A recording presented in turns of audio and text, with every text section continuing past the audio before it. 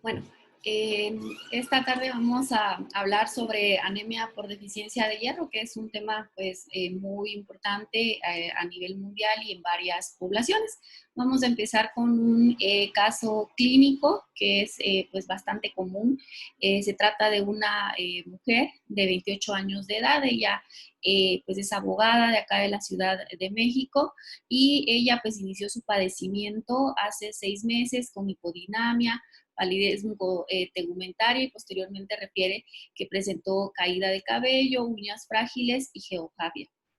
Dentro de sus antecedentes heredofamiliares, pues ninguno de importancia, y en los antecedentes personales, pues ella refiere una alimentación adecuada en cantidad y calidad, consume carnes rojas más o menos 3 veces a la semana, refiere tabaquismo y alcoholismo social sin datos de abuso, niega enfermedades crónico-degenerativas, es nuligesta y su fecha de última menstruación fue en junio de este año. Refiere un ritmo regular cada 28 días, dura aproximadamente 7 días, pero ella refiere que ocupa alrededor de 6 a 7 toallas sanitarias diarias empapadas durante los primeros 5 días del ciclo. Entonces, a la exploración física, pues esta paciente con signos vitales dentro de parámetros normales, pero se observa una palidez mucotegumentaria, además de esto, cabello mal hidratado, caída fácil, la mucosa bien hidratada, la lengua se observa pálida, no se palpan visceromegalias o adenomegalias, el precordio pues sí es rítmico, con tendencia un poquito a la taquicardia, no se auscultan soplos, los pulmones pues sin alteraciones, el abdomen también dentro de la normalidad a la exploración física, las extremidades, pues aquí llama la atención que se observan las palmas de ambas manos pálidas y se observa pues también un hallazgo muy característico que nos puede hacer sospechar del tema del que estamos hablando hoy, que es la coiloniquia, ¿verdad? Que es la coloración de color café u oxidado de las uñas y en forma como de cucharita, ¿verdad? Que es muy, muy característico de estos pacientes y que a veces se nos pasa por alto evaluarlo, pero que la mayoría de los pacientes que tienen una deficiencia de hierro muy marcada siempre lo van a tener y nos puede orientar un poquito en el diagnóstico. Se le solicitan laboratorios en los cuales pues observamos una biometría eh, con una hemoglobina con una hemoglobina de 8, ¿verdad? El volumen corpuscular medio está disminuido en 66, el volumen corpuscular medio también está disminuido, el ancho de distribución está alto, ¿verdad? Que es muy característico en este tipo de anemias, y la serie blanca sin alteraciones. Una química sanguínea también sin alteraciones, y se le solicita, por lo tanto, por el cuadro clínico, las manifestaciones, los hallazgos que encontramos al examen físico y la biometría que nos evidencia una anemia microcítica hipocrómica por el volumen corpuscular y la hemoglobina corpuscular media baja más un ancho de distribución eritrocitaria, pues obviamente nos orienta a una anemia por deficiencia de hierro. Por lo tanto, le solicitamos un perfil de hierro en donde observamos el hierro sérico que está bajo en 15 microgramos por decilitro, ¿verdad? Este es el rango normal. Una ferritina también disminuida, la transferrina también se encontraba baja, el índice de saturación de transferrina dentro de valores normales, y la capacidad de fijación pues estaba un poquito aumentada y los reticulocitos corregidos también se encontraban en 0.8%. Entonces a esta paciente le realizamos un frotis de sangre periférica en el cual pues llamaba la atención la marcada anulocitosis, como podemos observar son eritrocitos con una coloración pálida, ¿verdad? De tamaño un poquito menor a lo que estamos acostumbrados a ver en pacientes normales, y por lo tanto también se le pidió una tinción supravital con azul de metileno, esto para calcular el porcentaje de reticulocitos, que lo hacemos mediante esta fórmula, que es el número de reticulocitos contados dividido por el número de Matías contados en un campo por 100, ¿verdad? Entonces, esto nos da el porcentaje de reticulocitos mediante esta tinción en un frotis de sangre periférica. Y por lo tanto, con esta paciente, entonces llegamos al diagnóstico de una anemia ferropénica. Entonces, pues bueno, a manera de introducción, podemos mencionar que pues las anemias en general, no solo en la anemia por deficiencia de hierro, estas representan 1/3 de la población a nivel mundial, ¿verdad? Y la más frecuente va a ser la anemia por deficiencia de hierro. Esta entidad pues va a afectar a ciertas poblaciones como los niños de 0 a 5 años, las mujeres en edad fértil y a las mujeres embarazadas, y es considerado pues un problema importante de salud porque puede llevar a una mortalidad materna e infantil, afecta el rendimiento físico y es un motivo muy frecuente de derivación a profesionales de salud en la primera línea. También es frecuente encontrar alteraciones de la hemoglobina, específicamente anemia, en pacientes con enfermedades crónicas, como insuficiencia cardíaca crónica, el cáncer o enfermedades inflamatorias intestinales. Generalmente nosotros utilizamos todos estos parámetros, ¿verdad? La ferritina sérica, la saturación de transferrina, los receptores de transferrina, los índices, para poder identificar una anemia por deficiencia de hierro. Pero no solo es importante buscar estos parámetros, sino también debemos de buscar y tratar la causa que está llevando a una anemia por deficiencia de hierro y sobre todo prevenir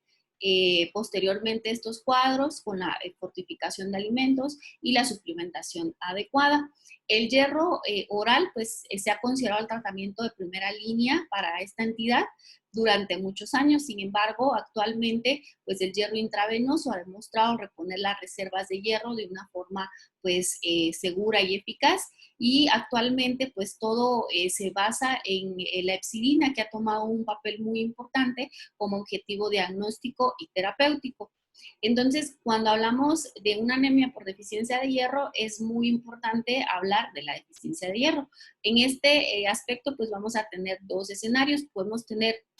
una deficiencia de hierro absoluta, en donde las reservas de hierro corporal van a estar bajas o agotadas. Y en la deficiencia de hierro funcional, pues acá las reservas totales de hierro corporal pueden estar normales o incluso aumentadas, pero el suministro de hierro a la médula ósea es inadecuado, que vamos a ir explicando más adelante a detalle cómo sucede toda la deficiencia de hierro.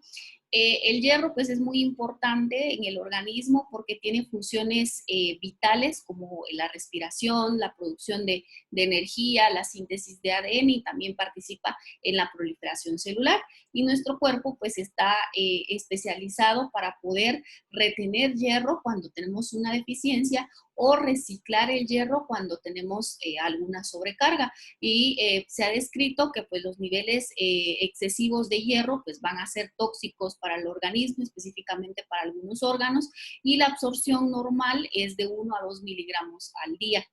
El hierro necesario es de 25 miligramos por decilitro, y los macrófagos, que son células que están especializadas para reciclar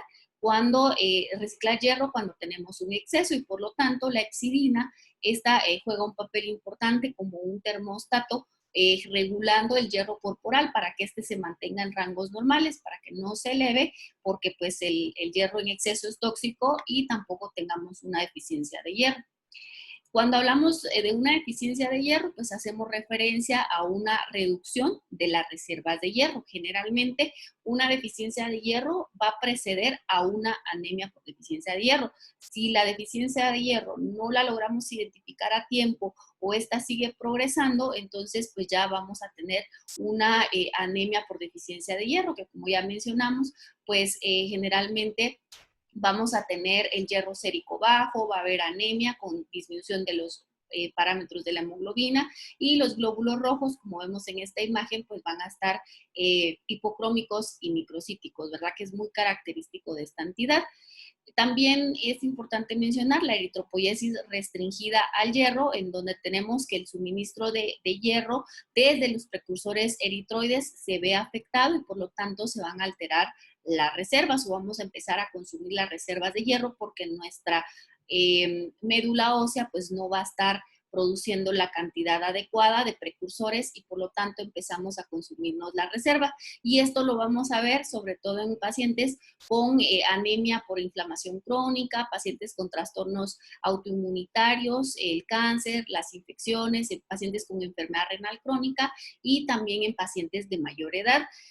Cuando hablamos de una deficiencia funcional del hierro, pues tenemos que la eritropoiesis es pobre de hierro. Esto quiere decir que la movilización va a ser insuficiente de hierro a mayores demandas y esto lo vamos a observar en aquellos pacientes que reciben tratamiento con agentes estimulantes de la eritropoiesis, como los pacientes con enfermedad renal crónica. La anemia en general pues es un problema global de salud. Estos investigadores pues en el 2011 publicaron los resultados que ellos hicieron, un estudio retrospectivo desde 1995 hasta el 2011 y ellos lo que hicieron pues fue evaluar los valores de hemoglobina en las poblaciones de riesgo, que como mencionamos eran los niños menores de 5 años, las mujeres no embarazadas y las embarazadas.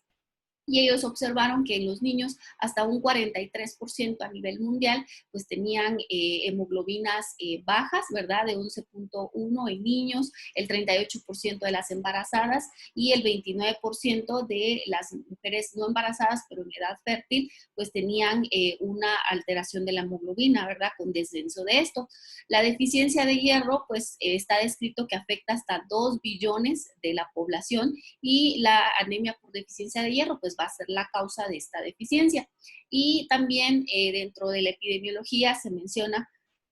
que los pacientes que viven en países en desarrollo, generalmente la causa de la deficiencia de hierro va a ser una ingesta dietética insuficiente, pérdidas de sangre y a diferencia de los pacientes que viven en países de altos ingresos, en donde la causa puede ser como por ejemplo dietas vegetarianas o veganas, pérdidas crónicas de sangre o la mala absorción y por lo tanto es mucho más difícil tratar una anemia por deficiencia de hierro en pacientes de altos ingresos a pesar de su economía por las causas que la están provocando.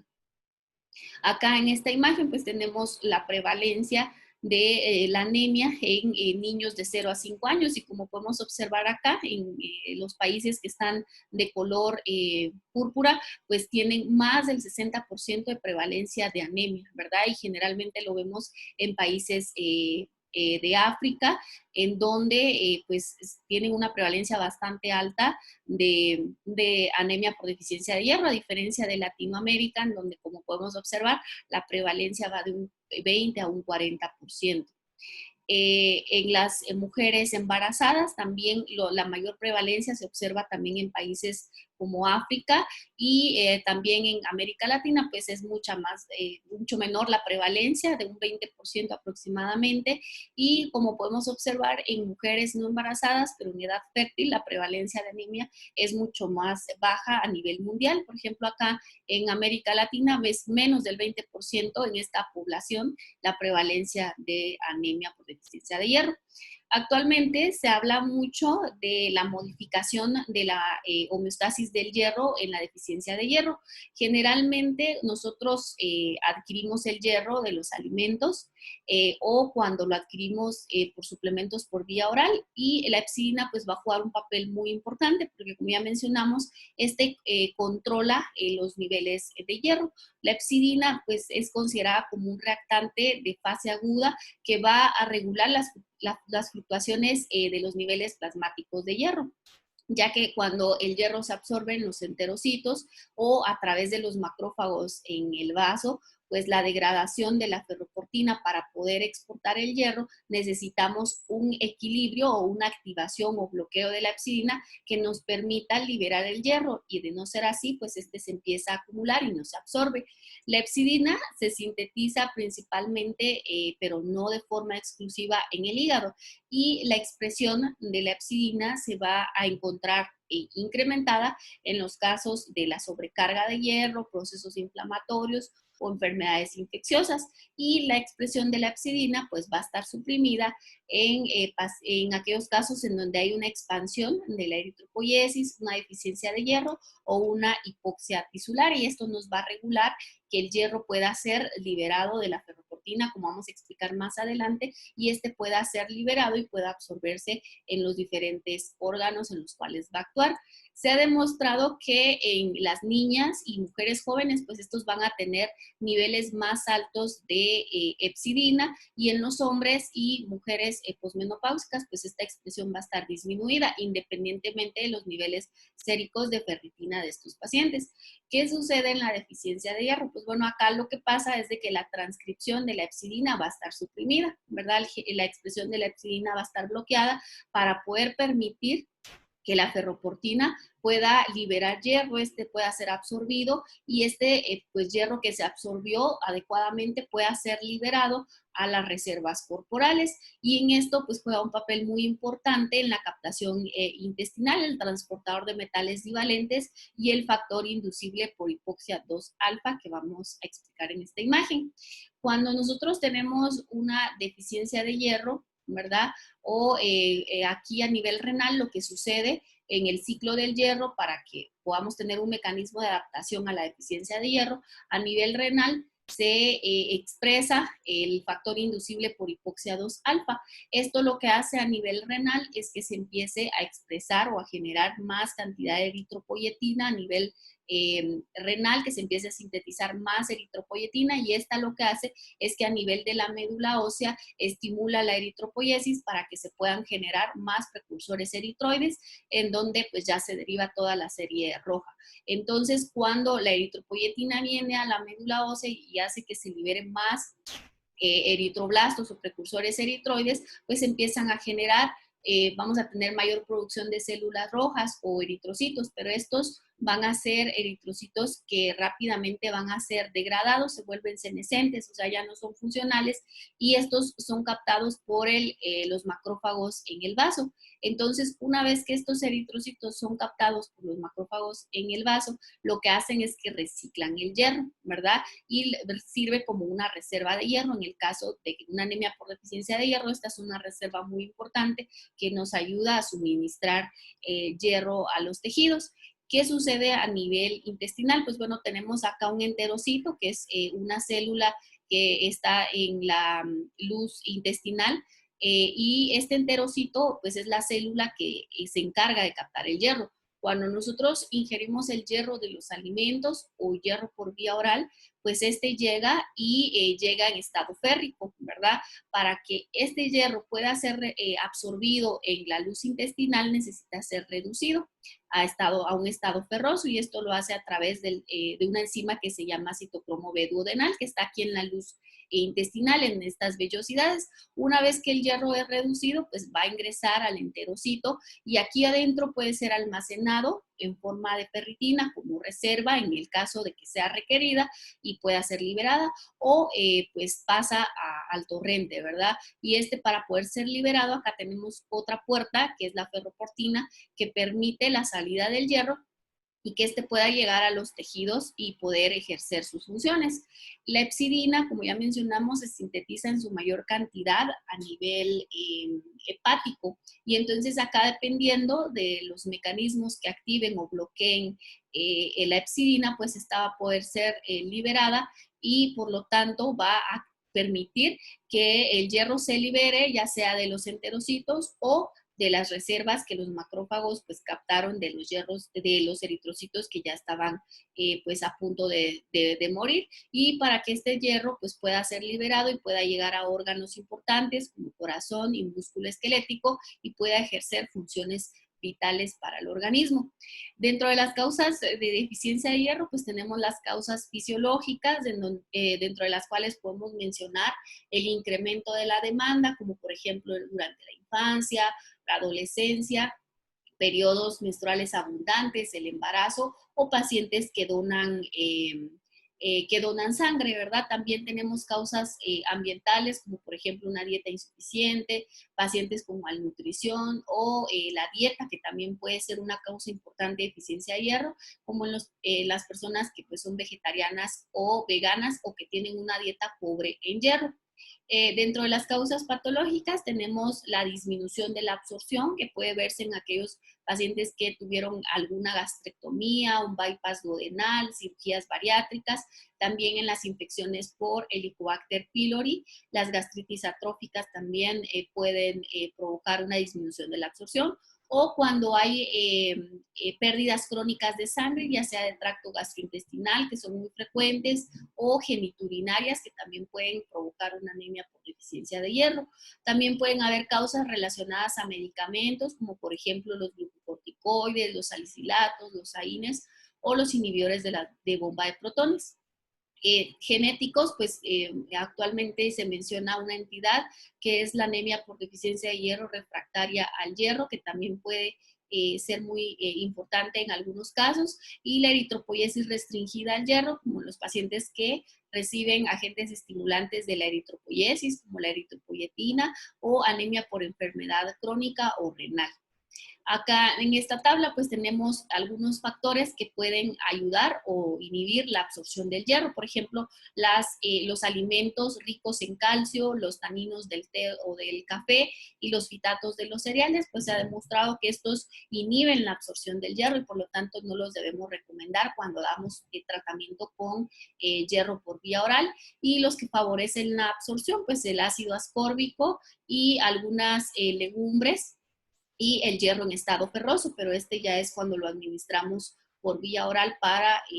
tratar una deficiencia de hierro. Y acá en esta tabla pues tenemos los alimentos que traen pues mayores cantidades de hierro y que también son muy importantes que los conozcamos, porque cuando nosotros pues identificamos a un paciente con una anemia por deficiencia de hierro y vamos a dar tratamiento, pues también es importante enfatizar cuáles de toda esta lista de medicamentos, pues ellos pueden consumir para poder mejorar la reserva y evitar si estos pacientes tienen una dieta pobre en hierro, pues que vuelvan a tener otra recurrencia del cuadro de deficiencia de hierro. La anemia por deficiencia de hierro resistente al hierro, pues es una entidad que se ha mencionado actualmente. Este pues es un trastorno autosómico recesivo muy raro, en donde pues la anemia ferropénica va a ser resistente al hierro. Generalmente hablamos o podemos identificar este cuadro cuando tenemos o observamos una refractariedad al tratamiento, generalmente con un aumento de la hemoglobina menor a 1 gramo después de 4 a 6 semanas de tratamiento con hierro por vía oral. Generalmente también vamos a ver que en esta entidad que es refractaria al hierro, pues los pacientes no van a responder al tratamiento por vía oral y podemos sospecharlo en aquellos pacientes que tienen una microcitosis muy marcada, una saturación de transferrina baja, pero vamos a observar, a diferencia de una anemia por deficiencia de hierro común, los valores de la ferritina normales y niveles altos de hepcidina que nos pueden hacer sospechar este cuadro. Generalmente el diagnóstico de la anemia por deficiencia de hierro refractaria al hierro se hace con una secuenciación de este gen, pero si la incidencia de una anemia refractaria al hierro es menos del 1%, es por eso que no la pedimos de rutina, solo en aquellos pacientes que no respondan al tratamiento y que nosotros sospechemos este cuadro, podríamos solicitarlo, pero no se pide de rutina. También en aquellos pacientes con gastrectomía parcial o total, que tienen resistencia al hierro por vía oral, pues van a ser a largo plazo, ¿verdad? Pacientes que tuvieron este tipo de intervenciones como cirugías bariátricas o derivaciones gástricas en Gede-Rose, pues también van a tener una deficiencia de hierro y anemia, y esto lo podemos observar hasta en un 45% de las mujeres, y esto requiere un monitoreo de por vida, ¿verdad? Van a requerir administración de suplementos de hierro de por vida, porque pues no va a haber dónde se absorba el hierro. También en pacientes con infección por Helicobacter pylori se va a ver disminuido el hierro, y esto reduce la biodisponibilidad de la vitamina C y pueden haber microerosiones, y por lo tanto vamos a tener sangrados pequeños pero continuos que a largo plazo pues nos van a llevar a una anemia por deficiencia de hierro. Y también debemos de tener en cuenta aquellos pacientes con enfermedad celíaca, gastritis atrófica autoinmune o enfermedad inflamatoria intestinal. En cuanto a la presentación clínica, pues esta es muy variada y son muchos los síntomas que nos pueden orientar o que los pacientes puedan presentar con una anemia por deficiencia de hierro. Por ejemplo, el más frecuente y característico pues es la palidez. Los pacientes pueden tener fatiga, en algunos casos disnea, cefalea, ¿verdad? También los que son frecuentes también y que debemos de tener mucho en cuenta, pues es la alopecia moderada. Los pacientes refieren que el cabello se cae muy fácil, está muy quebradizo, la glositis atrófica también, el síndrome de piernas inquietas que generalmente se ve durante el sueño, también alteraciones de la piel va a estar muy reseca, que nos puede orientar. Siempre debemos de encontrar en estos pacientes estos hallazgos. En aquellos casos donde la anemia ya es muy severa, pues ya podemos ver alteraciones cardíacas, se pueden auscultar soplos, alteraciones también cognitivas, vértigo, mareos, ¿verdad? Son muy variados los síntomas que muchas veces solemos asociarlo a otras causas, pero que en los pacientes con anemia por deficiencia de hierro son muy frecuentes y raro se puede observar inestabilidad hemodinámica, que pues la vamos a ver sobre todo en aquellos pacientes con una anemia muy grave, ¿verdad? Generalmente lo vamos a ver en aquellos pacientes con sangrados, que tuvieron algún tipo de sangrado, ya sea a nivel ginecológico o algún trauma que pues les provocó un sangrado masivo. Ahí sí ya podemos ver inestabilidad hemodinámica, el síncope, la coiloniquia, que era uno de los signos que tenía nuestra paciente, ¿verdad? A nivel de las uñas, que se ve como vemos acá en esta imagen, y el síndrome de Plummer-Vinson, que son estas alteraciones a nivel del pliegue de la boca.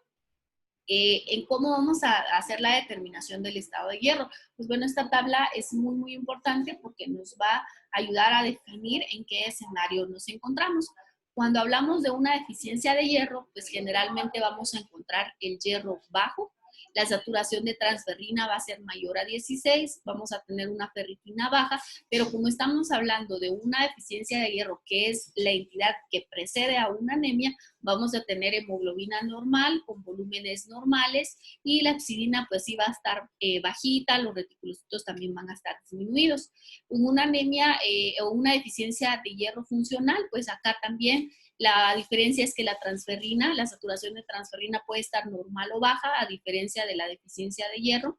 La ferritina puede estar normal, la hemoglobina también va a estar dentro de parámetros normales. Y ya cuando tenemos una anemia por deficiencia de hierro, pues el hierro sérico va a estar disminuido, la transferrina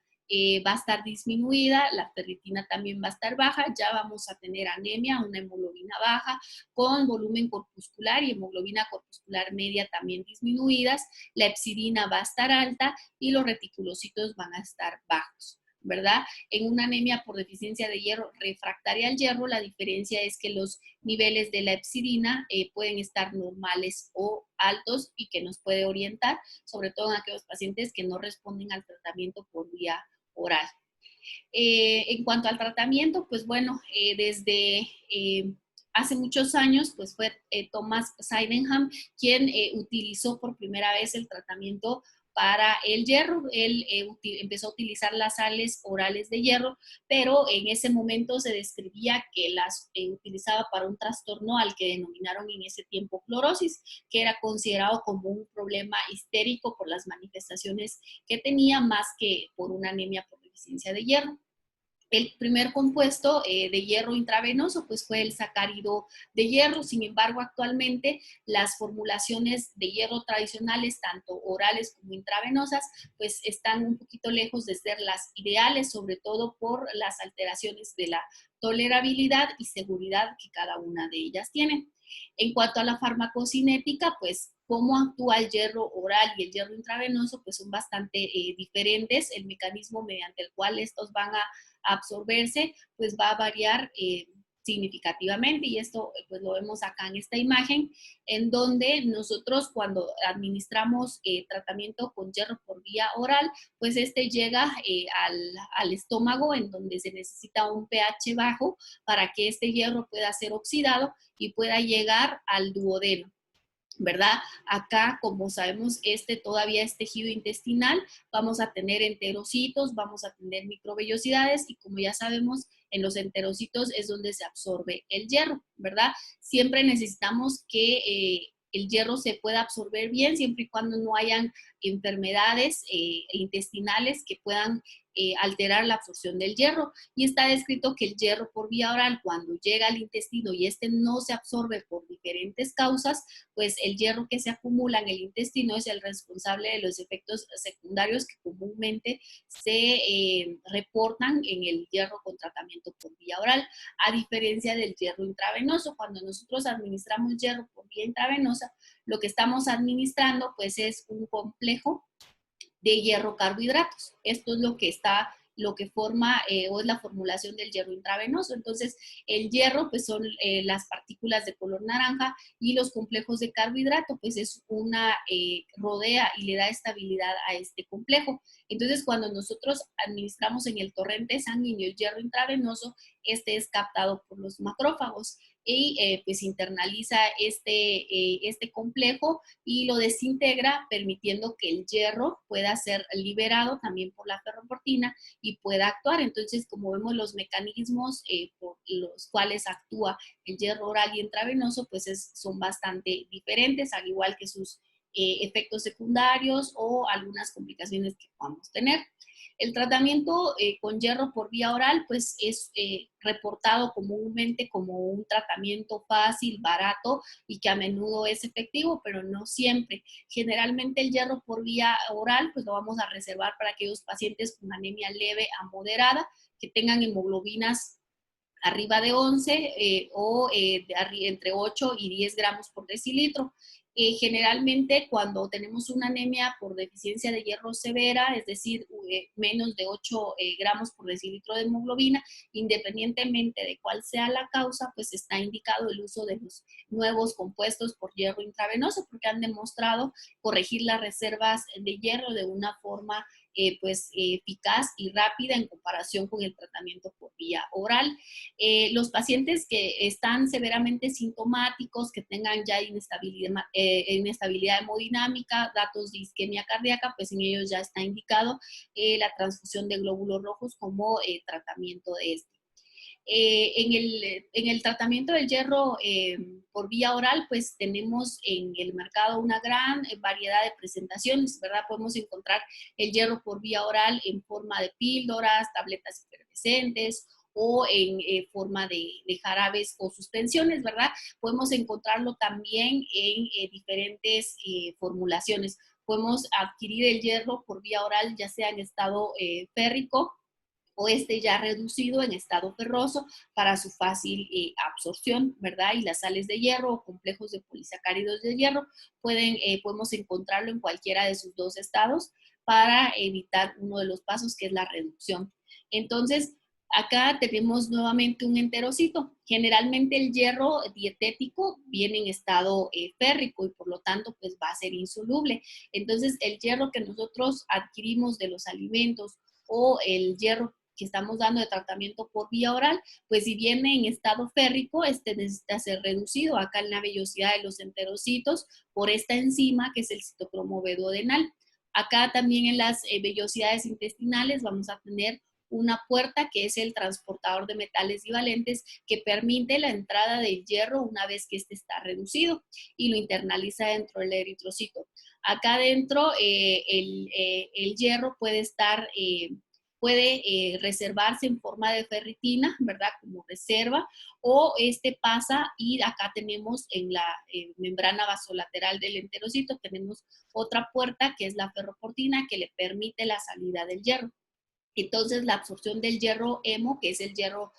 reducido o el hierro ferroso, pues es menos conocida y por lo tanto los polipéptidos de hierro hemo son mucho más costosos y generalmente pues terminan en evaluaciones clínicas insuficientes. Acá en esta tabla pues podemos observar las preparaciones tradicionales de hierro por vía oral.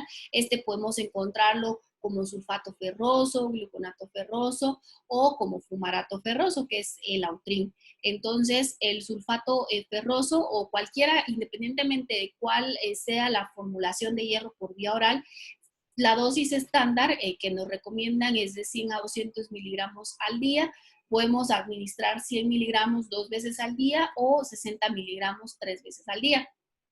Para una máxima absorción, generalmente se debe de recomendar que se ingiera con el estómago vacío o en el que el paciente esté en ayunas. Entonces, lo importante cuando nosotros prescribimos hierro por vía oral es saber cuál es el porcentaje de hierro elemental, porque independientemente de cuántos miligramos traiga la tableta, lo que debemos de fijarnos siempre es el porcentaje de hierro elemental, porque es la dosis real de hierro que estamos dando. Por ejemplo, en el fumarato ferroso podemos encontrarlo en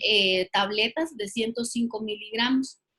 perdón, de 330 miligramos, pero realmente lo que trae de hierro elemental son 105 miligramos. O, por ejemplo, en Estados Unidos mencionan que el fumarato ferroso, las tabletas que tienen son de 325 miligramos, pero realmente solo son 65 miligramos de hierro elemental que cada tableta tiene. Y eso es lo que nosotros debemos de fijarnos muy bien y tener cuidado al momento de administrarlo. Por ejemplo, el gluconato ferroso, pues hay tabletas de 567 miligramos y realmente solo traen 100 miligramos de hierro elemental. Y el fumarato ferroso, que es el Autrin, que generalmente se prescribe con mayor frecuencia, las tabletas vienen de 90 miligramos, pero realmente solo trae 20.5 miligramos de hierro elemental, algunas presentaciones, otras traen 325 miligramos, pero realmente el hierro elemental que traen son 106 miligramos, entonces siempre debemos de fijarnos el porcentaje de hierro elemental que cada una de las formulaciones trae. Entonces, si la receta tradicional de hierro, pues ya sabemos que tiene una dosis estándar, siempre debemos de tener en cuenta cuál es el hierro elemental para poder reemplazar adecuadamente las reservas y no mejorar únicamente la hemoglobina. Entonces, pues las preparaciones bivalentes de hierro oral, pues tienen un bajo contenido de hierro elemental. Entonces, estas preparaciones orales de hierro generalmente solo van a tener un 30% de hierro elemental. Entonces, si la dosis diaria recomendada para una anemia por deficiencia de hierro es de 100 a 200 miligramos de hierro elemental, nosotros por lo general vamos a prescribir de 2 a 3 tabletas, por ejemplo, de sulfato ferroso con el estómago vacío para mejorar la absorción de este. También es importante tener en cuenta que pues, la absorción de las sales ferrosas se ven beneficiadas en un medio ácido, aunque no hay estudios que demuestren realmente si esta absorción mejora con la administración de ácido ascórbico, pues si lo prescribimos puede ser en una dosis de 250 a 500 miligramos al día para favorecer la absorción. Y también debemos de tener mucho cuidado en aquellos pacientes que tienen pues polifarmacia, porque pueden tener dentro de todos sus medicamentos el uso de antiácidos o inhibidores de bomba de protones, que lo que hacen es que provocan una respuesta insuficiente al hierro por vía oral. Nosotros vamos a evaluar la respuesta óptima al hierro cuando nuestra hemoglobina aumenta 2 gramos por decilitro después de 3 semanas de tratamiento con hierro por vía oral. Entonces, el objetivo final del tratamiento por vía oral, pues es mejorar las reservas de hierro, logrando una ferritina mayor o igual a 100 microgramos por litro en 3 meses. No solo mejorar la hemoglobina, sino debemos de valorar la ferritina para poder suspender o no el tratamiento. Entonces, detener tempranamente el tratamiento, pues muchas veces es una causa muy importante de la recurrencia de la anemia por deficiencia de hierro y debemos de tener mucho cuidado. Se ha descrito que detener temprano el tratamiento se ve muy frecuente en mujeres premenopáusicas y por lo tanto esto es una causa muy importante de recurrencia del cuadro. Cuando hablamos de refractariedad al hierro, pues va a ser cuando nuestra hemoglobina aumenta menos de 1 gramo por decilitro después de 3 semanas de inicio del tratamiento por vía oral. Y también, pues la absorción del hierro se va a ver afectada en enfermedades celíacas, infecciones por Helicobacter pylori o gastritis autoinmune, porque como ya mencionamos, el hierro por vía oral se absorbe a nivel del intestino, en el duodeno, y por lo tanto necesitamos una adecuada integridad del intestino para que este pueda absorberse, si no, pues seguimos dando tratamiento, pero si hay alguna enfermedad a nivel intestinal, el hierro no se va a poder absorber y al contrario va a estar generando efectos secundarios. Entonces, el hierro por vía oral está muy lejos de ser ideal porque generalmente se describen efectos adversos como el sabor metálico, las náuseas, vómitos, la acidez estomacal, el dolor en epigastrio. Algunos pacientes pueden referir estreñimiento u otros diarrea. Y esto sucede por la toxicidad directa del hierro que no se absorbe a nivel intestinal y que queda en la mucosa intestinal. Entonces, esto es lo que nos va a provocar todos los efectos secundarios. Se han hecho estudios en donde se ha descrito que hasta un 30 a un 70% de los pacientes que reciben hierro por vía oral pues tienen efectos secundarios, sobre todo gastrointestinales, y por lo tanto esto va a reducir la adherencia al tratamiento, hace que el tratamiento se prolongue mucho más y que el tratamiento pues sea insuficiente para este padecimiento. El hierro también pues puede tener algunos efectos negativos, sobre todo generando cambios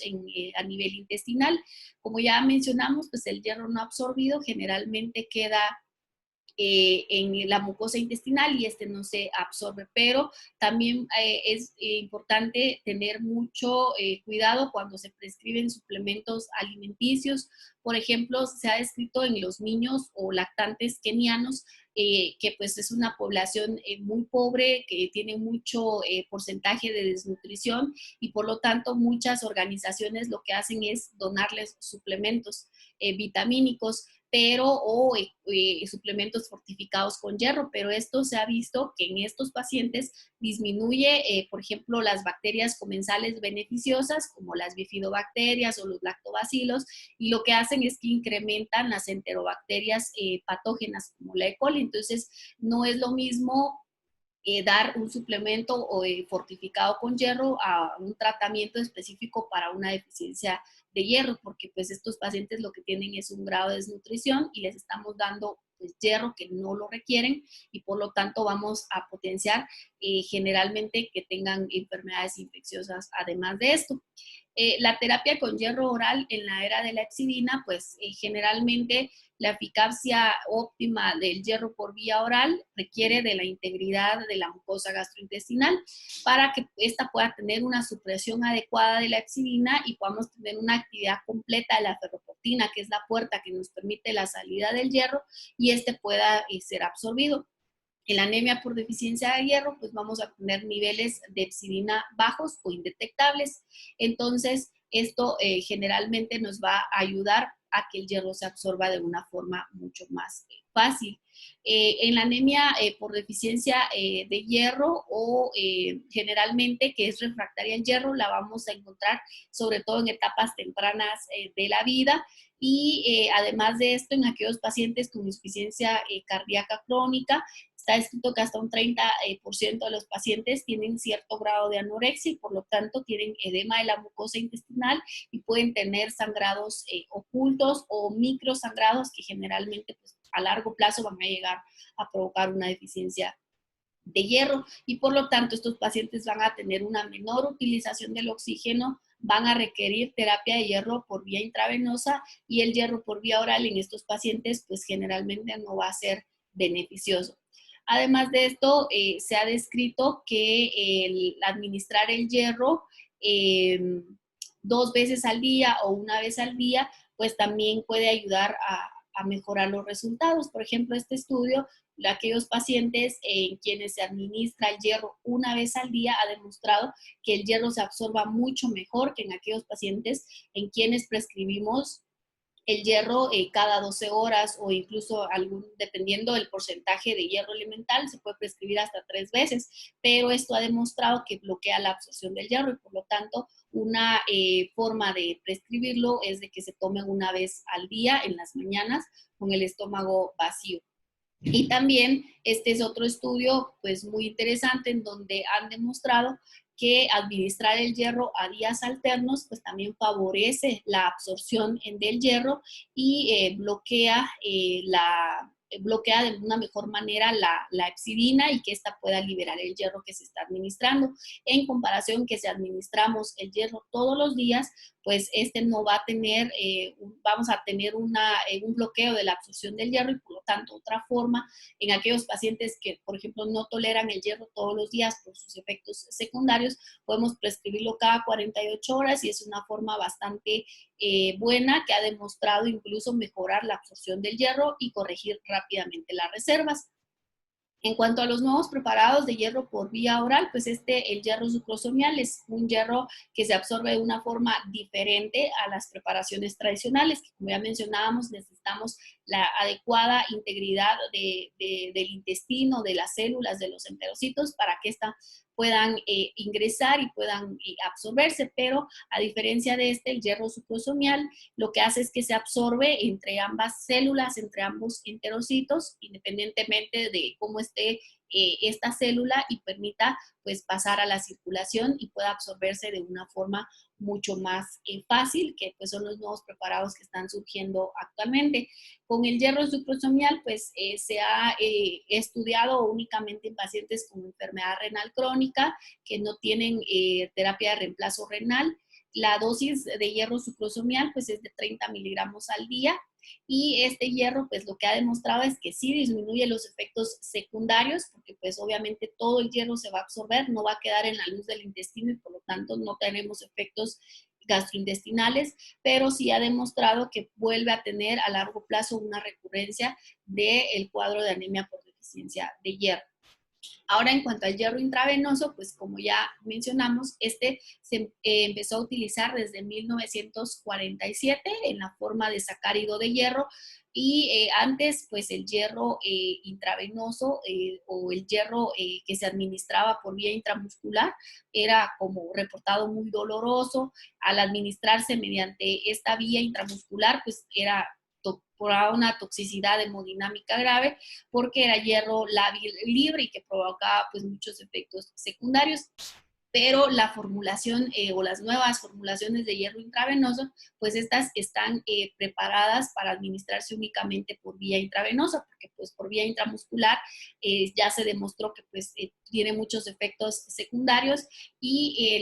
el preparado, pues ya lo mencionamos, está formado por hierro, hierro que son todos estos átomos que vemos acá y que está rodeado por carbohidratos que le dan estabilidad y esto está unido por enlaces. Entonces, este es hierro férrico que se administra y actualmente los nuevos preparados que están surgiendo pues tienen una estabilidad mucho mejor de este complejo y por lo tanto permite que se administre de una mejor manera. Generalmente, pues tenemos que la fracción de los carbohidratos que rodean el átomo de hierro, pues están unidos por enlaces nucleares al hierro y esto le da estabilidad a este complejo y que permite que se administre a dosis mucho más grandes. Generalmente, como ya mencionamos, cuando el hierro se administra por vía intravenosa, es absorbido por los macrófagos y los macrófagos también tienen ferroportina que permiten que el hierro se libere porque este lo almacena pues como reserva. Generalmente los complejos menos estables, es decir, como ya vimos, este complejo de hierro y carbohidratos, si su formulación no es estable o la unión no es estable, entonces lo que hace esto es que liberan el hierro férrico en la circulación, o sea, no permite que los macrófagos lo capten y por lo tanto es hierro tóxico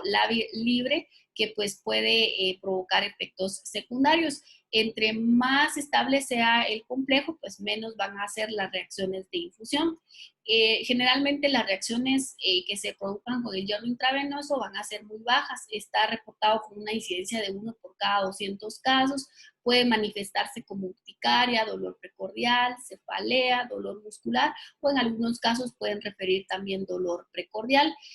Generalmente, pues con suspender la infusión es más que suficiente para poder detener los efectos secundarios. No está recomendado el uso de antihistamínicos, sobre todo la difenilamina, porque ha demostrado que esta puede provocar hipotensión y agravar el cuadro de efectos secundarios. Las reacciones adversas pueden presentarse con cualquier preparado. Generalmente puede producirse alteración de la hemodinamia, pueden haber alteraciones respiratorias y puede surgir con todos los preparados, ¿verdad? Entonces, aquí en esta tabla tenemos los preparados de hierro intravenoso más nuevos que se han formulado más recientemente. Como ya mencionamos, los efectos secundarios que se tengan con la administración de hierro por vía intravenoso depende de la estabilidad del complejo hierro-carbohidrato. Entonces, por ejemplo, el gluconato de hierro, este tiene una estabilidad del complejo hierro-carbohidrato baja y por lo tanto la dosis máxima que podemos administrar es de 125 miligramos en una hora, ¿verdad? El Venofer, que esta es sucrosa de hierro, tiene una estabilidad del complejo hierro-carbohidrato, pues baja moderada, podemos administrar no más de 200 miligramos en 30 minutos, a diferencia de los nuevos preparados como la carboximaltosa, el isomaltoside o el ferromoxitol, que estos tienen una estabilidad del complejo hierro-carbohidrato muy alta y por lo tanto podemos administrar hasta 1 gramo de carboximaltosa en 15 minutos. Y pues bueno, ahora cómo vamos a saber cuánto le vamos a administrar de hierro por vía intravenosa. Ya sabemos que por vía oral, pues la dosis estándar es de 100 a 200 miligramos de hierro elemental, pero para administrar hierro intravenoso necesitamos calcular el déficit de hierro, ¿verdad? Y esto lo vamos a hacer a través de esta fórmula, que es la fórmula de Ganzoni, en la cual con el peso en kilogramos del paciente y la hemoglobina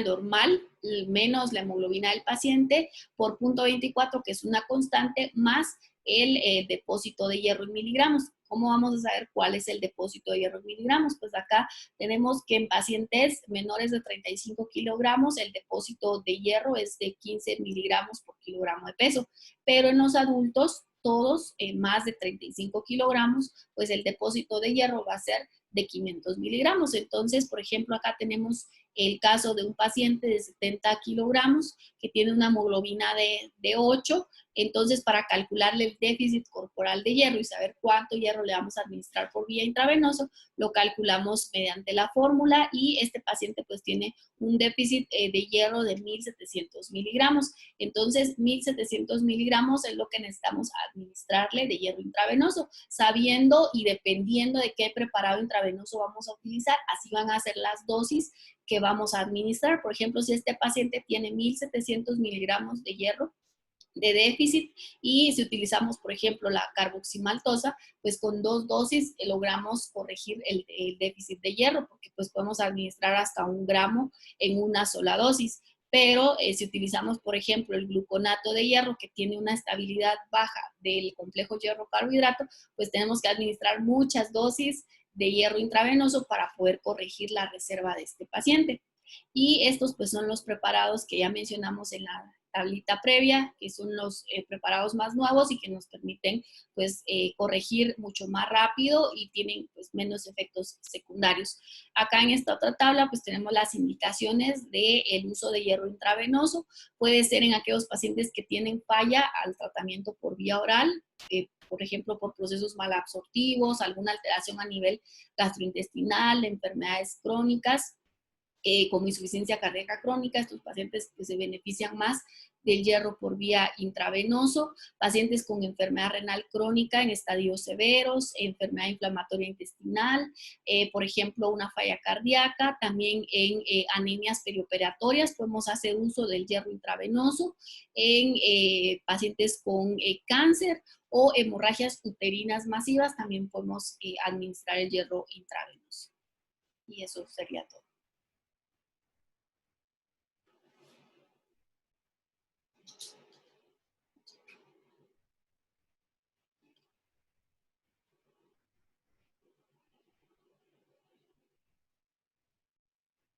Deja de compartir.